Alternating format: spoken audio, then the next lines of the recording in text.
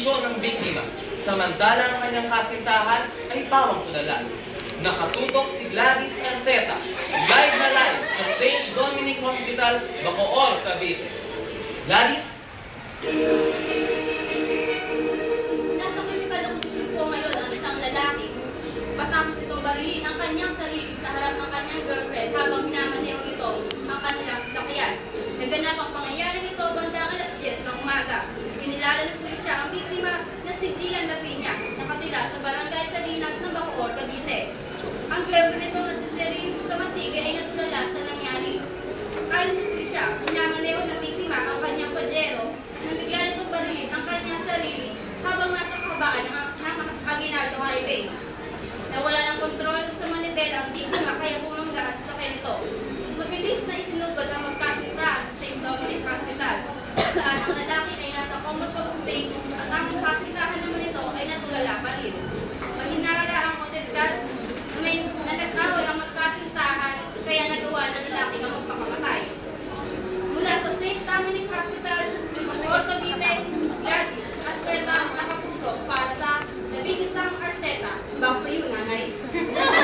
Ayun naman, sa tapos na lang ang makayaan para sa Mayor Esco Moreno, may dapat managot at dapat kasuhan sa nasabing hostage taking na naganap kay ng lamang noong August. Para sa balita nito, nakatutok, live na live, sa tanggapan ni Vice Mayor Esco Moreno, Stella Arceta, nakatutok. Stella? Nandito kami ngayon sa harap ng tanggapan ni Vice Mayor Esco Moreno ng Maynila dahil sa kakatapos palamang ng panayam sa kanya. Kung matatandaan, noong nakaraang Martes lamang ay dinulong si Vice Mayor Esco dahil sa kanyang bahayag na may pinapasalingan na dapat managot at kasuhan sa kaso ng hostage. At ito nga ay si KN Secretary Cesar Robredo at Justice Secretary Laila de Lima. Dahil ayon kay Vice Mayor Esco, may mas malaking responsibilidad silang hindi nagagpanan ang panahon ng hostage taking. Sandali nga lang, paano ko naman nasabi na pati sa Secretary Laila de Lima ay dapat makasuhan sa kaso nito? Ayon po kasi na kay Vice Mayor Esco ay dapat nandun silang dalawa sa crime scene. Dahil ang problema ay hindi kaugnayan sa justice system ng bansa at sa action police operation na naganap. Talaga naman marami ng pangalan ang nadadawit sa kaso na yan. Sinabi ko pa na sana kayo nahuli na kung sino yung naraharap at nasasaktan na yan. Para sa ating World News, isang babae ang namaril ng tatlong tao at dalawa na nagdala ng sarili sa kanilang bahay sa shuttle noong ika-23 ng buwan ito. Ayon kay Sean Whitcomb, isang police officer sa shuttle, patuloy pa rin sa pagmaril ng babae nung pagdating ng mga pulis. Ang kanyang asawa, nasa ika-50, ay nagtatakbo sa kanilang bahay at kalaunan ay lumabas pagkatapos magpagputok ng babae ng 2 beses. Sinabi din ito na nawawala na sa katiwaan ng kanyang asawa. Pagkatapos ay binaril ang sarili. Pagpasok ng mga pulis sa kanilang bahay, nagkuha nila ang 4 na biktima, kasama lang ang suspect na pawawala ng buhay. Ito si Katrina Arceta na nakatutok. Back to you, Nay. Then for the exciting fellow na mag-isang ang laban kay Muhammad the Rock Breaker. Para sa balitang ito, Tony Arceta, nakatutok. Tony? Thank you, Nanay. As sa ating local sports news, Pinoy boxer then for the excitement 12. Bagi sa kanyang laban sa Indonesian boxer na si Muhammad the Rock Breaker Ramos. Muli niya dinipensahan ang kanyang titulo sa minimum flyweight division. Tinapos niya ang kanyang laban sa round 9 at technical knockout na naging hataw sa kanya ng mga judges dahil nanggaling na rin naman sa kanya na hindi na siya makakalaban pa. Naging knockout. Ngunit kailangan na ito ngayon ni Cuello. Congratulations, Cuello. And that's all for today's report. This is Tony Arceta reporting. Chika muna! Good afternoon mga kapamilya. Nan-interview rin ang panganay na anak ni Robin Padilla na si Queenie. Sinabi nito na noong nakaraang linggo lamang nito nalaman na ang kanyang ama ay kinasal sa TV host actress na si Marian Rodriguez. Sinabi rin niya na wala siyang inanakit na nararamdaman at naiintindihan niya ang ginawa ng kanyang ama.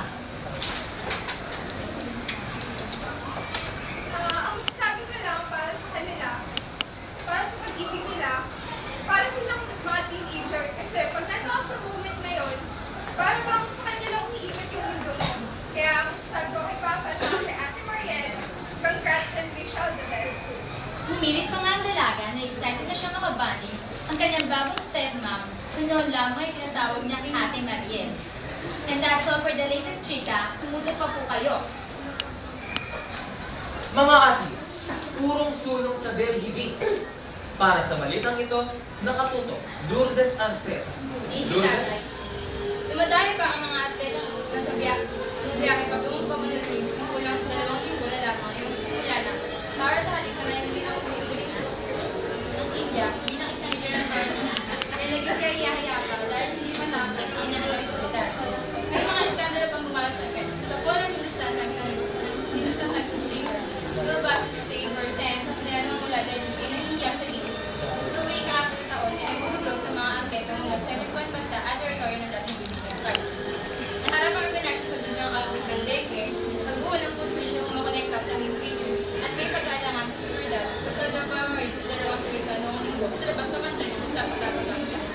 Ako po ang iyong lingkod, si Lourdes, nagpupulat, back to school.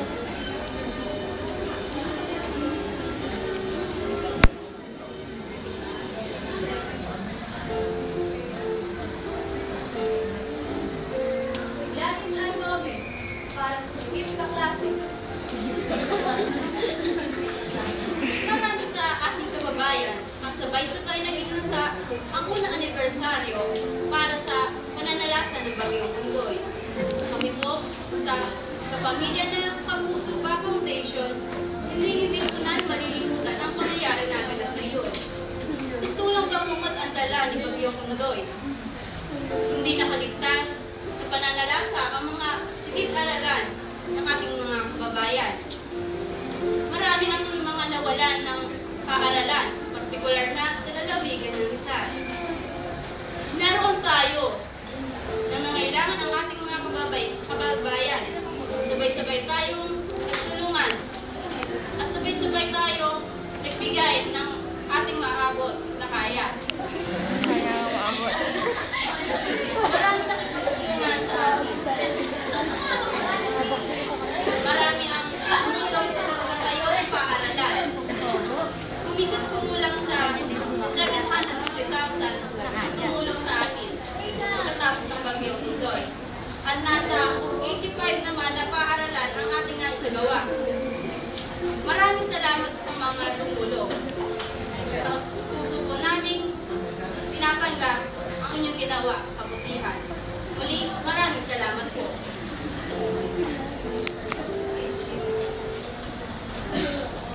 At para imulat ang lagay ng ating panahon, naririto si Clarice Arceta na nakatutok live sa tanggapan ng Pag-asa. Clarice? Salamat, Nay. Ang Kalakhang Maynila ay makararanas ng bahagya o kuminsan ay maulat na kalmatan na may pulong-pulong pagulong, pag-ulan at pag-ilan.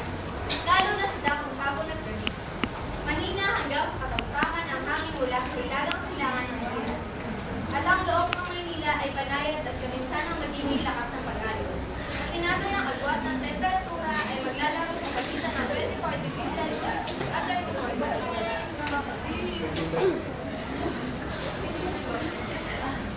Sandali anak. Yes, Tay, yes. Yes anak. Para sa mga nagtatanong nating mga kaklase, meron bang darating na bagyo ngayong linggo sa Pilipinas, anak? Salamat sa tanong, Tay. Ang sa aking palagay, wala namang bagyong tutungo sa ating lugar para sa ngayong linggo. Panakanakang pag-ulan lang. Wala na ba tanong, Tay? Wala na. Maraming salamat, Tenten. Salamat, Tay. Ito pong muli si Clarice Arceta nagsasabing ang buhay ay weather lang. Back to studio. Dalawang bata ang namatay matapos ikulong ng sariling ina sa aparador ng 10 oras. Para sa balitang ito, nakatutok, Ida Arceta. Ida? At para naman sa ating world news, isang tsunami national ang inapisahan dahil sa pagkamatay ng 2 sa kanyang mga anak. Matapos na bisili ang mga ito sa isang aparador na may taas ng 6 feet at lalim ng 18 inches. Matapos ang upang makasiguro ang ina na di talaga makatakas ang kanyang mga anak, ay ginawa niyang pangharap ang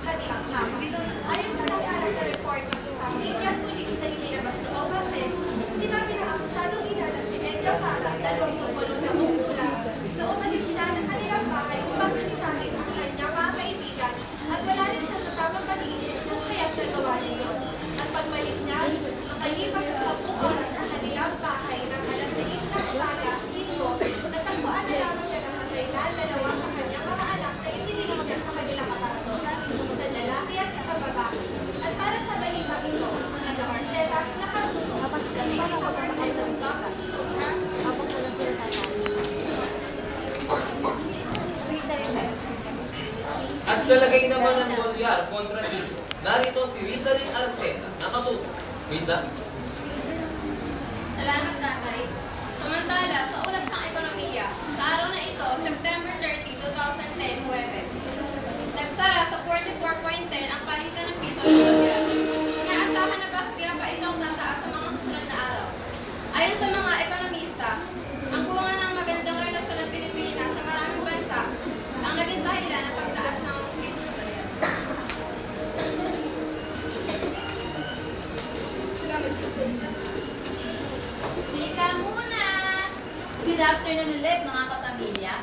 Vice Ganda, hindi raw takot na malaos at ma-overexpose. Sinagot na ni Vice Ganda ang issue na yumabang raw siya, lumaki ang ulo at may attitude siya.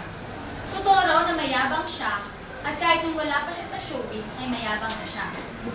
Walang nagbago sa kanya kundi yung naging conscious lang siya at yung pagbabago raw na yun ang napupunas sa kanya ng mga tao. Feeling nga raw ni Vice Ganda, mas mabait daw siya ngayon. Hindi rin daw siya takot na ma-overexpose at napag-uusapan naman nila yon ng kanyang manager na si Ovid Diaz. Ako po ulit si Charmaine Arceta. Salamat po sa inyong pagtutok at samahan niyo po ulit ako bukas para sa mga hottest and latest na chika. Dito lang po sa 11 Arceta. God bless us all. Salamat, anak. At ito po ang aming mga nakalap na balita. Maraming salamat sa inyong pagtiniwala. 86 na araw na lamang ang Pasko na. Mula sa tahanan ng katotohanan at sa pangalan ng aking mga anak, narito si Dale Arceta na bulan. Ako man po si Daisy Arceta, ang ilaw ng tahanan. At ito ang 11 Arceta.